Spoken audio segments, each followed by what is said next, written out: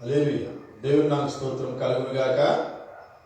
దేవుని ఆరాధించే ముందు కొంచెం మనము దేవుని యొక్క వాక్యం ధ్యానించుకొని తర్వాత దేవుని నోరారగా హృదయమారగా ఆత్మ సత్యములతో ఆరాధించి గణపరుస్తాము. ఇలాంటి మన అంశము మత్తయి సువార్త 4వ అధ్యాయము 1వ వచనం నుంచి 11వ వచనం వరకు. Matthew gospel chapter 4 verse 1 to 11 చదువుకుందామని. మత్తయి సువార్త 4వ అధ్యాయం 1వ వచనం నుంచి 11వ వచనం వరకు ఉత్తరపత్రంగా మార్చి చదువుకుని నేను మైకు కంటిన్యూ చేస్తాను. అప్పుడు యేసు అపవాది చేత శోధింపడకు ఆత్మ వలన అరణ్యంలో కొనిపోబడెను. 40 దినములు 40 రాత్రులు ఉపాసమున పిమ్మట ఆయన ఆకలి కొనగా ఆ శోధకుడు ఆయన వద్దకు వచ్చి, నీవు దేవుని కుమారుడైతే ఈ రాళ్ళు రొట్టెలగునట్లు ఆజ్ఞాపించమని. అందుకు ఆయన మనుషులు రొట్టె వలన మాత్రం కాదు కానీ దేవుని నోటి నుండి వచ్చు ప్రతి మాట వలన జీవించడానికి వ్రాయబడినదని. అంతటా అపవాది పరిశుద్ధ పట్టణంలో ఆయన తీసుకొని పోయి దేవాలయ శిఖరమున ఆయన నిలబెట్టి, నీవు దేవుని కుమారుడైతే క్రిందికి దుంకుము, ఆయన నిన్ను గురించి తన దూతలకు ఆజ్ఞాపించు, నీ పాదం ఎప్పుడైనా రాతికి తగలకుండా వారు నిన్ను చేతులతో ఎత్తుకుందు అని వ్రాయబడినదని ఆయనతో చెప్పాడు. అందుకే యేసు ప్రభువైన నీ దేవుని నీవు శోధింపవలదని మరొక చోట వ్రాయబడినదని వారితో చెప్పాడు. మరల అపవాది మిగులు ఎత్తైన యొక్క కొండ మీదికి ఆయన తోడుకొని పోయి ఈ లోకరాజ్యములన్నింటినీ వాటి మహిమను ఆయన చూపి, నీవు సాగిలపడి నాకు నమస్కారం చేసినగా వీటన్నిటిని నీకు ఇచ్చదనని ఆయనతో చెప్పగా, యేసు ఆయనతో సాతానా పొమ్ము, ప్రభువైన నీ దేవుని మొక్కి ఆయన మాత్రం సేవించుకోవాలని వ్రాయబడినదని. అంతటా అపవాది ఆయన విడిచిపోగా ఇదిగో దేవదూతలు వచ్చి ఆయనకు పరిచర్య చేసిరి. ఒక మాట ప్రార్థన చేసుకున్నాం. మా ప్రేమ కలిగిన ప్రియ పరలోకపు తండ్రి, మీ పాదం స్తోత్రం. ఇంతవరకు చక్కటి రాగంతో చక్కటి సంగీతంతో తెలుగులో హిందీలో మీ నామాన్ని మయంపరుచు మీ చిరుపకి పూజిస్తూ ఆరాధిస్తూ కనపరుస్తున్నాం. ఆ పాటలు ఉన్నటువంటి అర్థంను, ఆ సంగీతం మాధుర్యాన్ని నాలో ఎవరైతే మైక్ శబ్దులు ఉన్నారు, మీ సంగీతం కూర్చొని ఉన్నారు, మా హృదయం, మా అందరి హృదయంలో సదానందము, నిత్యానందం, మోక్షానందం, బ్రహ్మానందాన్ని పుట్టించుకుంటారు. తిరిగిదేవా కోసం మీ వాక్యం మేము ధ్యానిస్తున్నాం. మీరు అందరితో మాట్లాడు. మా పితరులు దైవజనులు అపోస్తులు ఏ విధంగా మిమ్మల్ని ఆరాధించి కనపరిచి మయంపరిచినారు, మా పితరుల యొక్క అనుభవం కలిగి మిమ్మల్ని ఆత్మసత్యంతో ఆరాధించి అందరిపైన ఆరాధనాత్మకం వహించి బయట శబ్దాలను స్థాపించుకుంటారు. ఉపయోగిష్టం కనుక విశ్వాదించుకోండి. ఏది కూడా ట్రాబుల్గా పంచుకుంటారు. అనేకులు దేవా మీకు వాక్యాన్ని లైవ్లో మైక్ శబ్దంలో మీ సన్నిధిలో కూర్చొని ఉంటుండగా నాతో అందరితో మాట్లాడడం విని విశ్వసించి వారి నుంచి పస్తాపడి మార్గం సాక్ష్య పొంది మీ ద్వారా దేవుని పదగంలో కృపను చూపించడం సాధించి తిరిగి దేవా మత్తయి సువార్త 4వ అధ్యాయం 11 గ్రహింపుని గోడముల సంగతి బయలుపరచు. దేవా నాయన అయోగ్యులని రక్తపోషణ తెచ్చుకొని కడుగు పరిశుద్ధపరచండి. నోటి బోరంగి వాడుకోవాలి. మిగిలిన మాకు దీనిగా చేస్తున్నాము ప్రార్థించి స్తుతించి అడిగి వేడుకుంటున్నాము తండ్రి. ఆమేన్. హల్లెలూయా. Praise the Lord. రండి, మన అంశము మత్తయి సువార్త 4వ అధ్యాయం 1వ వచనం నుంచి 11వ వచనం వరకు. యేసు ప్రభు 40 రోజులు 40 రాత్రులు, అంటే మనం చేసే ఉపాసన ఏమో కొన్ని గంటలు మాత్రం చేస్తాం. కొందరు 12 గంటలు చేస్తారు, కొందరు 3-4 గంటలు చేస్తారు, రకరకాలుగా చేస్తూ ఉంటారు. అయితే యేసు ప్రభు చేసినటువంటి ఉపాసన ఏ విధంగా ఉందంటే రాత్రి పగలు 24 గంటలు ఉపాసన చేసింది యేసు ప్రభు. ఎట్లా చేసి చెప్పండి? యేసు ప్రభు 24 గంటలు రాత్రి పగలు. మనం ఏం చేస్తామంటే ఉదయం నుంచి 3 గంటల వరకు ఉంటాం. ఎన్ని గంటల వరకు ఉంటుంది చెప్పండి? ఉదయం నుంచి 3 గంటల వరకు ఉంటాం. ఎన్ని గంటలు అవుతున్నాయి అప్పుడు? 6, 7, 8, 9, 10, 11, 12, 1 అమ్మా 9 hours, 9 గంటలు అవుతుంది. 9 గంటలు చేస్తున్నాము. కొంతమంది ఏమో ఉదయం 6 నుంచి సాయంత్రం 6 వరకు కూడా చేస్తారు. ఎన్ని గంటలు అవుతున్నాయి? 12 గంటలు అవుతుంది. అయితే యేసు ప్రభు చేసినటువంటి ఉపాసన ఎట్లుందంటే 24 గంటలు చేసింది ఆయన. ఉదయం 6 గంటల నుంచి సాయంత్రం 6 గంటల వరకు, సాయంత్రం 6 గంటల నుంచి మళ్ళీ ఉదయం 6 గంటల వరకు 24 hours యేసు ప్రభు ఉపాసన చేసి ఉంటున్నాడు. ఈ రోజుల్లో ప్రతి మతంలో కూడా ఉపాసన చేస్తూ ఉంటున్నారు. హైందవులు కానీ, మహమ్మదీయులు కానీ, ముస్లిమ్స్ కానీ, ప్రతి మతంలో క్రైస్తవులు కానీ ఉపాసన చేస్తుంటున్నారు. 9 గంటలో లేక 12 గంటలో చేస్తూ ఉంటున్నారు. అయితే యేసు ప్రభు 24 గంటలు ఉపాసన చేసి ఉంటున్నాడు. ప్యారే భాయో और बहनों, खुदावंद यीशु मसीह वो 24 घंटे दिन और रात रोजा करे हैं। वो रोजा कैसे रहते थे? सुबह 6 बजे से लेकर और दूसरे दिन 6 बजे तक 24 घंटे भी उन्होंने रोजा करते थे खुदावंद यीशु मसीह।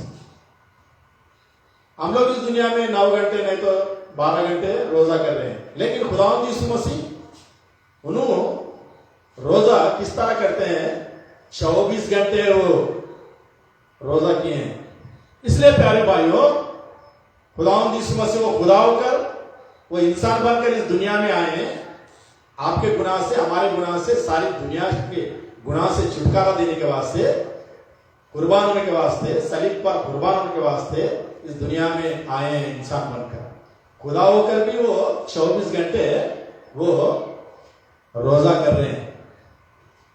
इसलिए प्यारे भाइयों, खुदावंद यीशु मसीह क्यों 24 घंटे उन्होंने रोजा किए बोले तो, उन्होंने रोजा करने के बाद उनको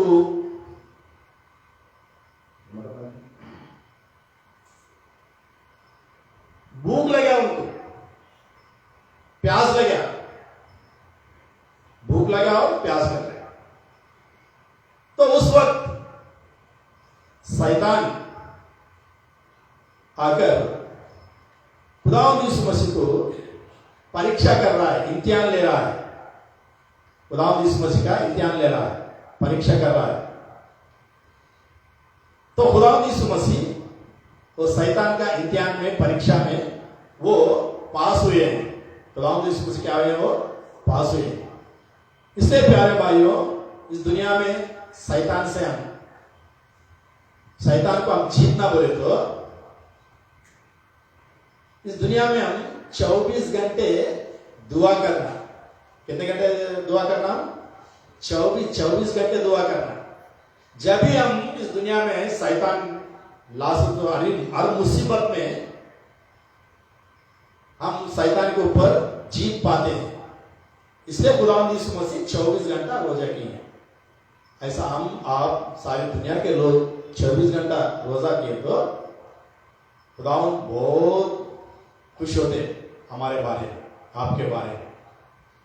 खुदावंद हमको बरकत देंगे। आमीन। కానీ వీటి వల్ల ప్రతి మతంలో కూడా ఉపాసన చేస్తూ ఉంటున్నారు. యేసు ప్రభు కూడా దేవుడే వీడి మానవాకారం వచ్చి ఉపాసన చేసి ఉంటున్నారు. ఎందుకొరకంటే సాతాను జయించడానికి కొరకు. ఉత్తర ప్రార్థన చేస్తే సాతాన్ కార్యాలు మనం జయించలేము. ఉపాసకుని మనం ప్రార్థన చేసినప్పుడు సాతాన్ కార్యాలు మనము జయిస్తాం. రకరకాలుగా శోధిస్తాడు సాతాను. యేసు ప్రభు విధంగా శోధించినాడు, మనల్ని కూడా ఒక్కొక్క రీతిగా మనల్ని ఆయన సాతానుడు శోధించేవాడు ఉంటున్నాడు. కనుకనే మనం జయించాలంటే ఉపవాసం ద్వారానే జయించాలి. అందుకొరకే మనం గత కొన్ని వారాలుగా యేసు ప్రభు యొక్క మరణ పునరుద్ధానం గురించి మనం ధ్యానిస్తూ ఉంటున్నాము. అందులో యేసు ప్రభు ఈ సాతాను కార్యాలన్నీ జయించడానికి కొరకై ఆయన ఉపవాసం చేసి ఉంటున్నాడు. ఈ 40 రోజుల ఉపవాసం అనేది కూడా లెంట్ డేస్ అంటారు. ఏమంటారు చెప్పండి? లెంట్ డేస్ అంటారు.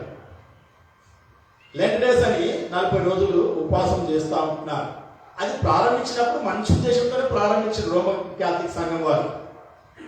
మొట్టమొదటిగా రోమన్ క్యాథలిక్ సంఘం, అపోస్తుల సంఘం అయిపోయిన తర్వాత, అపోస్తులు అందరు చనిపోయిన తర్వాత సంఘం రోమన్ వాళ్ళ చేతికి వెళ్ళిపోయి, పోపుల చేతికి వెళ్ళిపోయి, అందుకని ఇప్పుడు ప్రపంచంలో వాళ్ళే సంఘాలు ఎక్కువ ఉంటాయి. రోమన్ క్యాథలిక్ వాళ్ళ సంఘాలు ఇప్పటికి నవ్వు ప్రజెంట్ ఆర్సీఎం అంట రోమన్ క్యాథలిక్. తర్వాత అందులో కూడా గ్రూపిజం అయినా ఇప్పుడు కొట్లాడుకుని వేరువేరుగా పెట్టుకున్నారు. అది వేరే విషయం. ప్రతి సంఘంలో కొట్లాడుకుంటున్నారు, అది వేరే విషయం. అయితే వాళ్ళు మంచి ఉద్దేశంతోనే పెట్టినారు. యేసు ప్రభు సాతాను జయించడానికి కొరకు ఉపవాసాలు చేసిన 40 రోజులు మనం కూడా ఉపవాసాలు చేయాలి అని ప్రారంభించినారు. లెంట్ అంటే అప్పించువాడు. చెప్పండి దాని అర్థం ఏంటంటే లెంట్ అంటే అప్పించువాడు. తర్వాత అందులో క్యాపిటల్ లెటర్ నుంచి ఒక అర్థం వస్తుంది, స్మాల్ లెటర్ నుంచి ఇంకొక అర్థం వస్తుంది అన్నమాట. లెంట్ అంటే లెంట్ సీజన్ అంటే చూడండి, స్ప్రింగ్ సీజన్ అంటే వసంతకాలం, ఎండాకాలం, మార్చి నుంచి స్టార్ట్ అవుతుంది మే వరకు. అయితే ఈ ఎండాకాలంలో వాతావరణం మంచిగా ఉంటుంది, ఉపవాసం చేయవచ్చు అని వాళ్ళు ప్రారంభించుకుంటున్నారు. అందుకొరకే మార్చి నుంచి లేకుంటే ఫిబ్రవరి చివరి నుంచి ఈ 40 రోజుల ఉపవాస ప్రార్థనలు స్టార్ట్ అయ్యాయి ప్రతి సంవత్సరం కూడా. తర్వాత ఎందుకొరకంటే సాతాను యొక్క శోధనలు మనం జయించడానికి కొరకు ఉపవాసం చేయాలని యేసుప్రభు చెప్పి ఉంటున్నాడు. అయితే కొన్ని సంవత్సరాల వరకు బోధ అర్థం కాక విమర్శిస్తూ ఉంటాం. విమర్శించకూడదు. నేను చేయకుండా చేయకు, చేసేవారికి ఏం విమర్శిస్తాం. ఉపవాసం చేయడం మంచిదే, ఎందుకంటే సాతాను పేరు మనం సాతాను శోధనలు మనము జయించడానికి కొరకు. అయితే ఫస్ట్ రోమన్ క్యాథలిక్ వాళ్ళు స్టార్ట్ చేసిన తర్వాత ప్రొటెస్టెంట్ సంఘం రోమన్ క్యాథలిక్ వేరైపోయింది. 15వ శతాబ్దం 16వ శతాబ్దం చివరిలో 15వ శతాబ్దం చివరి కాలంలో మార్టిన్ లూథర్ దైవజనం ద్వారా ప్రొటెస్టెంట్ సంఘాలు ఏర్పడ్డాయి. తర్వాత ప్రొటెస్టెంట్ సంఘాలు కూడా ప్రారంభించినారు ఈ యొక్క 40 రోజుల యొక్క ఉపవాసం. తర్వాత చాలా మంది ఏమనుకుంటే ఇది ఒక ఆచారం అనుకుంటా అంటున్నారు. అయితే ఉపవాసం అంటే కేవలము అన్నం తినకుండా ఉండడమే ఉపవాసం కాదు. మనం దేవునికి సమర్పించుకోవడము ఉపవాసం అంటే దేవునికి దగ్గరగా ఉండుట. ఉపవాసం అంటే దాని మీనింగ్ ఏంటి చెప్పండి? దేవునికి దగ్గరగా ఉండుట. చాలా మంది ఉపవాసాలు ఉంటారు, మనం చూస్తూ ఉంటాం సమాజంలో. మేము ఉపవాసం మనం చెప్తారు, తర్వాత వాళ్ళ పనులు వాళ్ళు చేస్తూ ఉంటారు, వాళ్ళ బిజినెస్, వాళ్ళ వ్యాపారాలు, వాళ్ళ ఉద్యోగాలు అవన్నీ చేస్తారు. మళ్ళీ దేవునికి దగ్గర ఉండడం. ఉపవాసం అంటే దేవునికి దగ్గర ఉండడం అంటే దేవునికి ఆరాధించుకుంటా, ప్రార్థించుకుంటా, వాక్యం ధ్యానించుకుంటా దేవునికి దగ్గర ఉండడమే ఉపవాసం. ఈ రోజుల్లో ఇదంతా ఏమైపోయిందంటే నామకార్థం అయిపోయింది అన్నమాట. పనులు చేసుకుంటూ కూడా ఉపవాసాలు చేస్తూ ఉంటారు. అలాంటి ఉపవాసం దేవుడు అంగీకరించారు. తర్వాత ఇంకొక ఉపవాసం ఎట్లుంటుందంటే పేదలకు మనం సాయం చేయడం. ఇంకొక ఉపవాసం ఎట్లా చెప్పండి దుర్గన? పేదలకు కూడా మనం సాయం చేయాలంట. ఇరుకుల్లో ఇబ్బందుల్లో ఉన్నవారికి. యెషయా గ్రంథం 58 అధ్యాయం ఇంతకు చెప్పినా కదా ఉపవాసం గురించి చెప్పినప్పుడు పేదలకు కూడా మనము సాయం చేయాలంట. కాబట్టి వీటి వల్ల మనము నలగొట్టుకోవాలి. మన శరీరాన్ని ఏం చేసుకోవాలి? మనము నలగొట్టుకోవాలి. ఈ విధంగా ఉపవాసము చేయమని ఆ రోజు పెద్ద మనుషులు మంచి ఉద్దేశంతో చేసింది. కానీ ఈ రోజుల్లో అవన్నీ ఆత్మ సంబంధ ఉపవాసం ఎవరు కూడా చేయడం లేదు. 1%, 99% అంతా దిగావాడు చూయించుకోవడానికి చేస్తూ ఉంటున్నారు ఉపవాసం. అందుకని యేసుప్రభువు నువ్వు ఉపవాసం చేయనప్పుడు, నువ్వు ప్రార్థన చేసేటప్పుడు మనుషులకు కనబడవాలని నువ్వు చేయకూడదు. చాలామంది మోకాలు కడిగారు కదా, స్నానం చేసుకోరు, తలంటుకోరు, అట్లనే చేస్తా ఉంటారు. యేసుప్రభువు నువ్వు ఉపవాసం చేసినట్టు ఇతరులను గుర్తుపట్టకూడదు. నువ్వు ఎప్పటికీ ఎట్లా ఫ్రెష్గా ఉంటావు, స్నానం చేసుకొని తలంటుకొని ఎట్లా సిద్ధంగా ఉంటావో అట్లనే ఉండాలి. తర్వాత నువ్వు రహస్యంగా చూస్తున్న నీ దేవునికి నీ గదిలోకి వెళ్ళి తలపేసుకొని ప్రార్థన చేసుకో. అట్లా నాకు ఉపాసన చేయి. అట్లా ప్రార్థన చేస్తే నేను నీ ప్రార్థన వింటా, నీ ఉపాసాన్ని నేను అంగీకరిస్తానని దేవుడు అన్నాడు. ఈ రోజులు అట్లా ఉంటుందా? తమ పనులు తాము చేసుకుంటా, తమ వ్యాపారం తాము చేసుకుంటా, తమ ఉద్యోగాలు తాము చేసుకుంటా ఉపాసం ఉంటున్నారు. అలాంటి ఉపాసం చేస్తే దేవుడు దానికి అంగీకరించాలంట. తర్వాత పేదవారికి మనం సాయం చేయాలంట. ఆ విధంగా మనం సాయం చేసినప్పుడు దేవుడు మనకి ఉపవాస ప్రార్థనకు జవాబిచ్చేవాడు ఉంటున్నాడు. తర్వాత ఈ శ్రమల దినాలు అంటారన్నమాట. చాలా మంది ఏమో చెప్పండి, వీటికి శ్రమల దినాలని పేరు పెట్టారు. శ్రమల దినాలు అనకూడదు, ఉపవాస దినాలు అనాలి. శ్రమ దినాలు ఎందుకంటారు? అనవసరంగా శ్రమ దినాలు అనకూడదు, ఉపవాస దినాలు అనాలి. తర్వాత బైబిల్లో లేని వర్డ్స్ అన్ని కూడా తెచ్చిపెట్టారు. ఏంటంటే దినదినానికి కొత్త కొత్త సంఘాలు వస్తూ ఉంటున్నాయి. ఇప్పుడు జనాలు 47 సంఘాలు అయినాయి. ఒక్కొక్క సంఘంలో ఒక్కొక్క బోధ. ఈ వాక్యంలో బోధ ఎవరు చెప్పరు. ఈ వాక్యంలో ఉన్న బోధ ఏ సంఘం వారు చెప్పరు. ఉన్నదో బోధ చేయరు. ఎబ్రోలో చెప్తుండ్రు. ఇప్పుడు ఎబ్రోలో కూడా స్వార్థం వచ్చేసి పిచ్చి కుక్కలు లేక కొట్లాడుకుంటున్నారు. డబ్బు కొరకు, పేరు ప్రఖ్యాత కొరకు సేవకులు, సంఘ పెద్దలు, విశ్వాసులు పిచ్చి కుక్కలు ఉంటే చూడండి, రిలేషన్ కుక్కలు అట్లా కొట్లాడుకుంటారు. కాబట్టి వాళ్ళు కూడా మొదలున్న వాక్యం చెప్పడం మర్చిపోయింది ఈ రోజుల్లో. నాకేమో చెప్పినట్టు దేవుడు చిన్న పిచ్చి కుక్క కాకరా, నేను వాక్యంలో ఏం చెప్పానో ఆ విషయాన్ని చెప్పి ప్రజలకు అంటే నేను ఉన్నది చెప్తున్నాను. ఇక చాలామంది తెలియక నాకు పిచ్చి కుక్క అంట, ఉన్నది చెప్తే నాకు పిచ్చి కుక్క అంట. చూడండి సమాజం ఎట్లయిపోయింది. లేకపోతే మాట చెప్తేనే వాళ్ళు మంచి వాళ్ళు అయిపోయారు. మేము ఉన్నది పోతే చేస్తేనే పిచ్చి కుక్కలు మాట్లాడుతున్నారు. వాళ్ళు పిచ్చి కుక్కలే మాకు పిచ్చి కుక్కలు అంటున్నారు. అంటే ఏంటి వాళ్ళ ఆ విధంగా అయిపోయింది లోకము. కానీ తర్వాత ఇంకేం రోజుల్లో శ్రమలు ఎట్లా పొందేవారంటే, ప్రజలు ఏదైనా దుఃఖవార్త అంటే పాత కాలంలో వాళ్ళు బూడిదలో కూర్చొని బూడిద నెత్తి మీద చల్లుకొని గోనె పట్ట కట్టుకొని తడిసత్తులు ఉంటాయి కదా, ఆ తడిసత్తులు కట్టుకొని బట్టలను చింపేసుకొని నిత్యం తినబోసుకొని ఆ బూడిదలో కూర్చొని ఆ బూడిద నెత్తి మీద చల్లుకొని దుఃఖ దినాలు జరిపేవారు, దేవునికి మొరపెట్టేవారు, ప్రార్థించేవారు. అయితే ఈ విషయాన్ని ఏం చేసిందంటే రాను రాజగురువాలు గాడులు అయితే మళ్ళా కొత్త ఆచారం తీసుకొచ్చింది. భస్మ బుధవారం అంటే భస్మం అంటే బూడిద, సంస్కృత పదం భస్మం యాస్ అంటారు కదా ఇంగ్లీష్. భస్మ బుధవారం అని పెట్టినారు. ఇంకొన్ని సంఘాల్లో భస్మ సోమవారం అని చేస్తారు. కొందరేమో బుధవారం చేస్తారు, కొందరేమో సోమవారం చేస్తారు. రకరకాల సాంప్రదాయాలు వచ్చినాయి అన్నమాట. రాను రాజగురువాలు గాడులు అయితే రాను విశ్వాస సేవకులు అందరూ పిశాసులు అయిపోయాయి. రకరకాల సాంప్రదాయాలు పెట్టుకున్నారు. భస్మ బుధవారం, భస్మ సోమవారం అని పెట్టుకొని వీరేం చేస్తున్నారంటే యేసు ప్రభుకు సంవత్సరంకి ఒకసారి ఖర్జూర మట్టలు పట్టుకొని, దానికి ఏమంటారు, మట్టలాదివారం రోజున ఖర్జూర మట్టలు చేత పట్టుకొని దేవుణ్ణి ఆహ్వానించినారు ఎస్లేంలో. ఇప్పటికి కూడా గ్రామాల్లో చేస్తాను చర్చిలలో.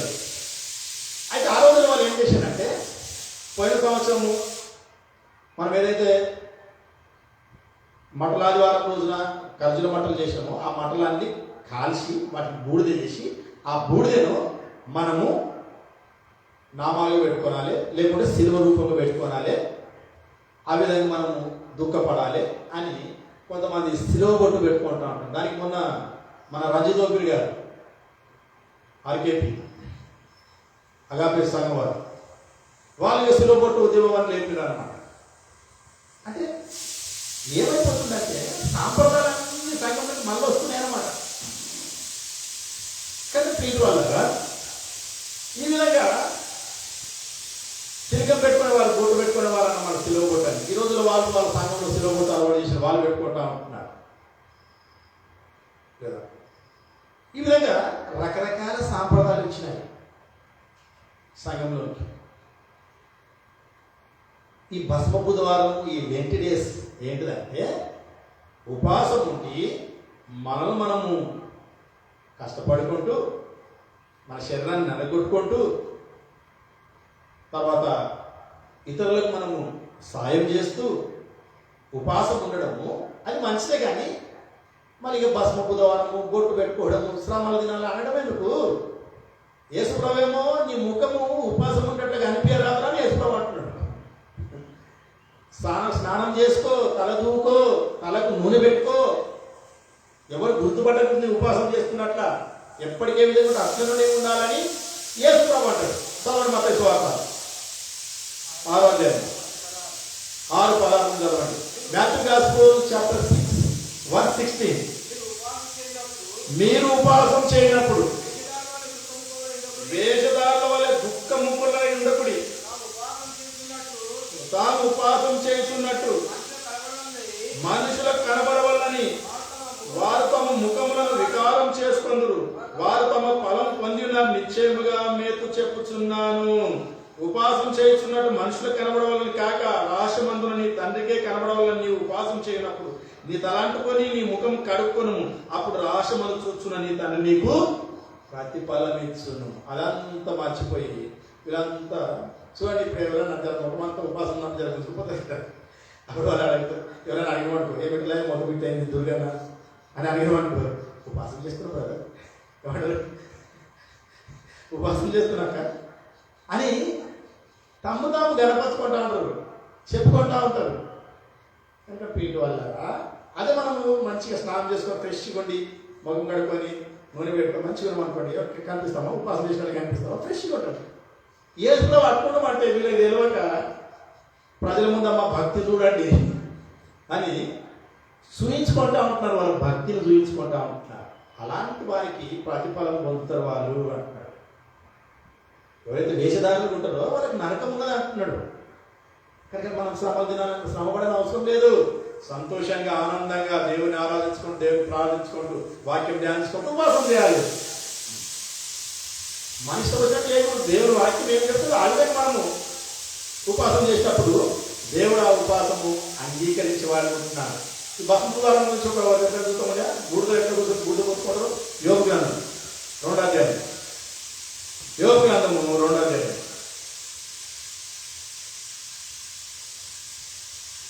చదవండి. 8వ వచనం.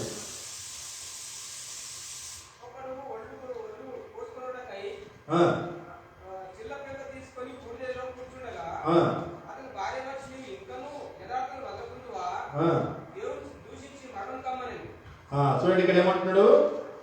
యోగ గ్రంథంలో యోగు ఏం చేస్తున్నాడంటే, సాతాను తను శోధించినప్పుడు 2వ అధ్యాయంలో 8వ వచనంలో, అతడు ఒళ్ళు గోపుకొనుటకై చిల్ల పెంకు తీసుకొని బూడిదలో కూర్చుండగా, కూర్చున్నట్టేనా? బూడిదలో కూర్చున్నాడు అనమాట. దుఃఖానికి సాదృశ్యం అన్నమాట. ఆ రోజులు అట్లా చేసేవారు. తర్వాత యోనా గ్రంథం 3వ అధ్యాయం 5వ వచనం. యోనా గ్రంథము 3వ అధ్యాయము 5వ వచనం చదవండి.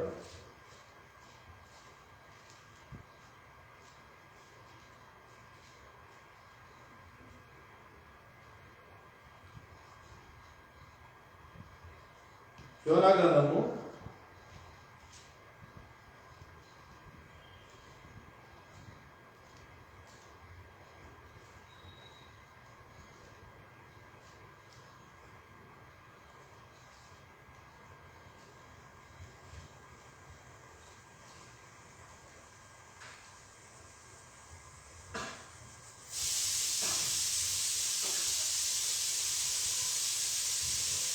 1వ గ్రంథం తర్వాత యోనా గ్రంథం చూడండి. మీకా 1వ యోనా గ్రంథం 3వ అధ్యాయం 5వ వచనం. 5వ వచనం. నినెవె పట్టణం వారు, జోనా చాప్టర్ 3:5.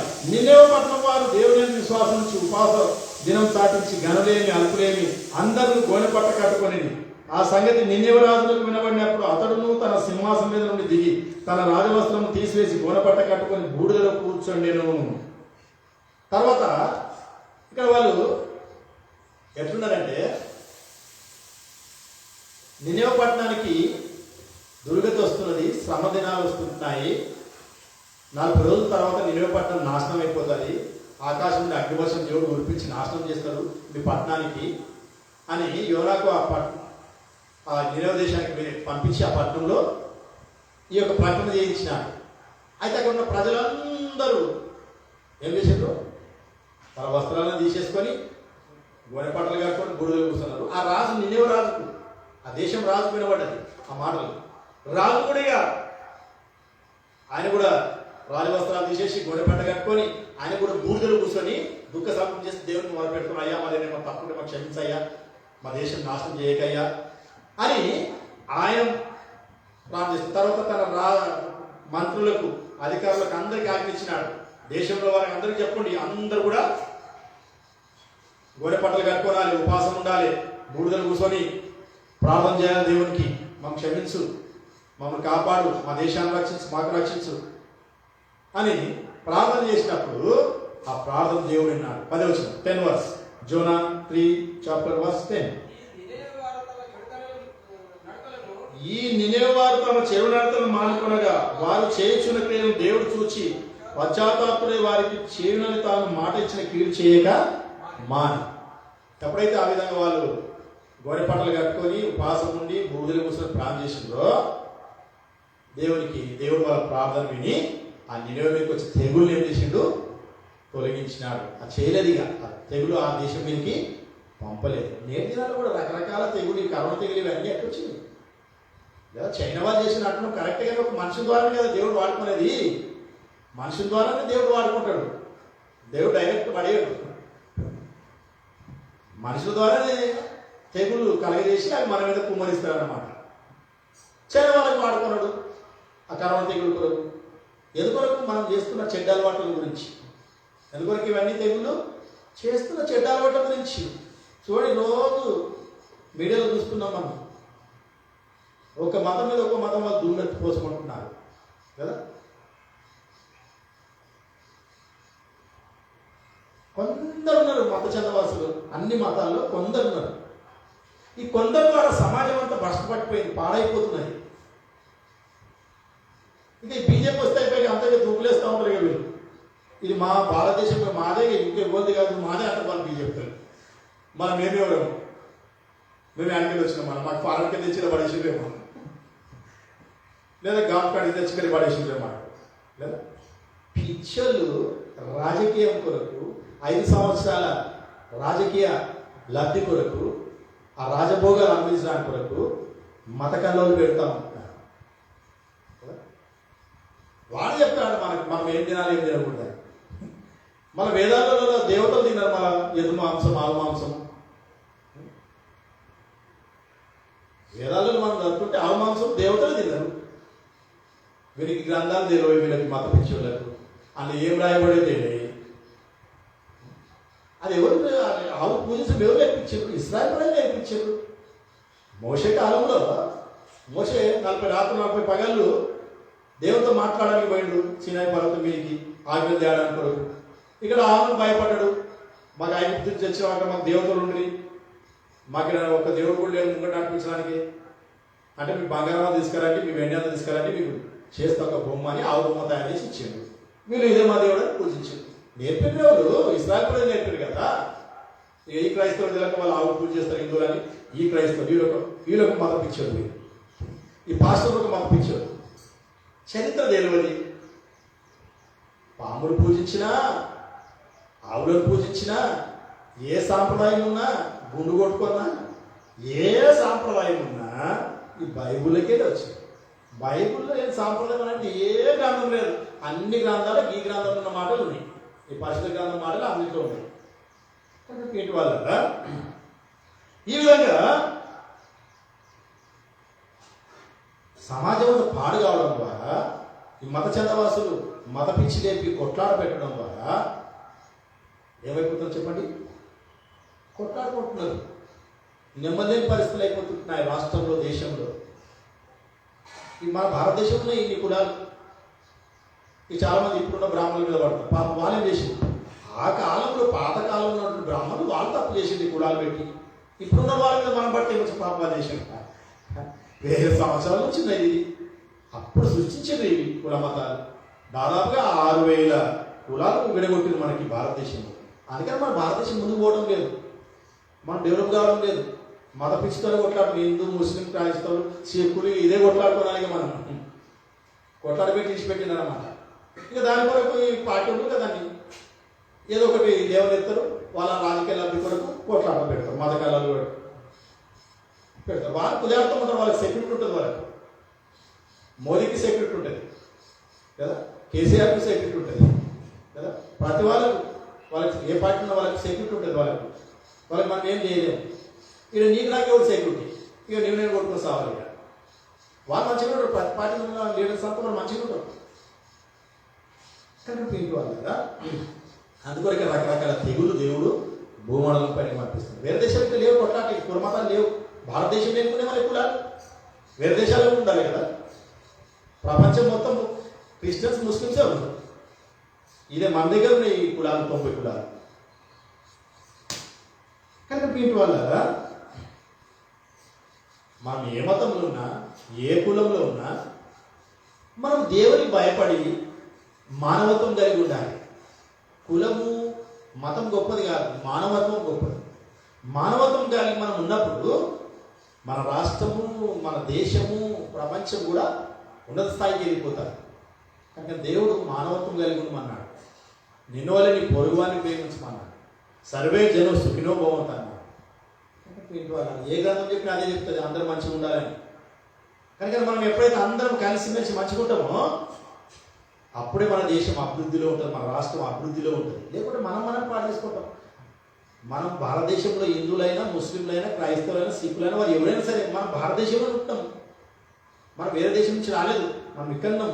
సరే నీ సాంప్రదాయం ఏముండదో, నీ మతం ఏముండదో, నీ కులం అది వేరేగా, అది పక్కకి పెట్టండి. మనం మొట్టమొదటి భారతీయులు మనకు గుర్తెరగాలి. నేను భారతీయుణ్ణి అని ఎప్పుడైతే మనం గుర్తెరుగుతామో ఈ కొట్లాటలు రాదు. రాజకీయ మాటలు, ఏ పార్టీ రాజకీయ మాటలు కూడా మీరు వినకండి. వాళ్ళ స్వలాభం కొరకు ఏమేమో రెచ్చగొడతా ఉంటారు వాళ్ళు.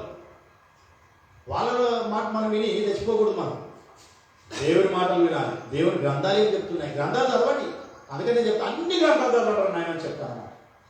రామాయణం చదువుతావు సార్, భగవద్గీత చదువుతావు సార్, ఖురాన్ షరీఫ్ చదువుతావు సార్, బైబిల్ చదువుతావు సార్, ఎన్ని గ్రంథాలు శుక్ల గ్రంథం చదువుతావు. ఏ గ్రంథం చెప్పినా ఒకడే దేవుడు చెప్తాడు, ముగ్గురు దేవతలు చెప్పేది.